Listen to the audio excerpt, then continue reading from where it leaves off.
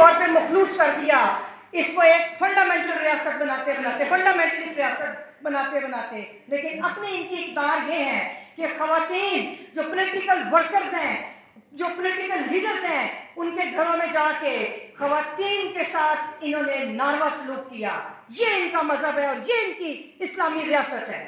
تو اس کے بعد پاکستان کے عوام نے 8 فروری کو ایک ووٹ کے ذریعے جو مزاحمت کی، وہ بھی دنیا کی تاریخ کی ایک انمول مزاحمت ہے۔ لیکن اس کے بعد کیا ہوا؟ اس مزاحمت کے بعد کیا ہوا؟ یہاں کی پولیٹیکل ایلیٹ اور یہاں کی ملٹری ایلیٹ نے ایک الائنس کیا۔ انہوں نے عوام کی منشا کے برعکس ایک ڈمی پارلیمنٹ کو وجود میں لائے، اس کی تشکیل کی، اور اس ڈمی پارلیمنٹ نے ڈمی قوانین بنائے۔ انہوں نے ربڑ سٹیمپ پارلیمان نے ربڑ سٹیمپ قوانین کو بنایا، اور آج آپ دیکھیے کہ پاکستان کا آئین کہ جس میں سے آزاد عدلیہ کو بھی منہا کر دیا، جس میں سے بنیادی انسانی حقوق کو نکال دیا، تو اب اگر اس کو حقیقی طور پہ دیکھا جائے تو وہ پاکستان کا آئین نہیں، وہ تو صرف ایک ایڈمنسٹریٹو ایک دستاویز رہ جاتی ہے کہ کس طرح یہ باقی انتظامی امور چلیں گے۔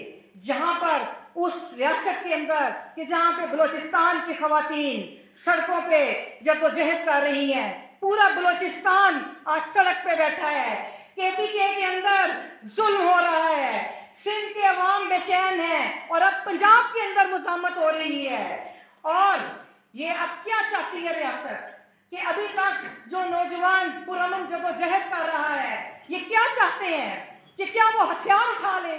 یہ کیا چاہتے ہیں کہ وہ کیا کریں اس ریاست کے ساتھ؟ کیونکہ لڑنا تو بہرحال ہم نے ہے کہ یہ ہماری دھرتی اور ہماری ریاست ہے، اس کو ہم نے قبضہ گروپ اور قبضہ مافیا سے چھڑوانا ہے۔ ہم سب جانتے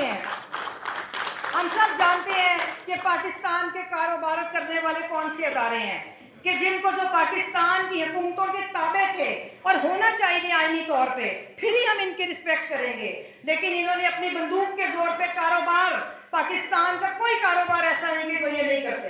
اور اب کارپوریٹ فارمنگ کے نام کے اوپر، اس کے نام پر اب انہوں نے ایگریکلچر کے اوپر بھی، ایگریکلچر سیکٹر کے اندر بھی اپنا لوہا منوانے کے لیے میدان میں اتر رہے ہیں، اور ادھر بھی ایک تحریک چل رہی ہے۔ میں نے انجمن مظاہرین اکاڑا کی تحریک کا ہم خود حصہ رہے ہیں کہ کس طرح وہ جبر کے خلاف وہ خواتین کس دلیل سے لڑتی رہی کہ جن کی زمینوں پہ قبضہ کیا ہوا تھا اور آج بھی کیا ہوا ہے، کس طرح کی انہوں نے ظلم سہے، وہ ایک علیحدہ سے داستان ہے۔ تو بس آخر میں بات کرنے کی صرف یہ ہے کہ ابھی بھی ہم ان کو کہتے ہیں کہ ابھی بھی سرنڈر کر جاؤ، آئین کے آگے سرنڈر کر جاؤ، یہ ریاست تو ہماری ہے، آئین کے آگے سرنڈر کرو، ہماری ریاست ہے، ہم اپنی جدوجہد کریں گے، اور خواہش بھی ہماری یہ ہے۔ ہم تو وکلا تو ویسے بھی ایک پرامن جدوجہد، مجھے آج یاد ہے کہ ضیاء الحق کے دور میں ہائی کورٹ کے احاطے کے اندر ہم نے ایم آر ڈی کی موومنٹ کو کس طرح اسٹرینتھن کیا تھا۔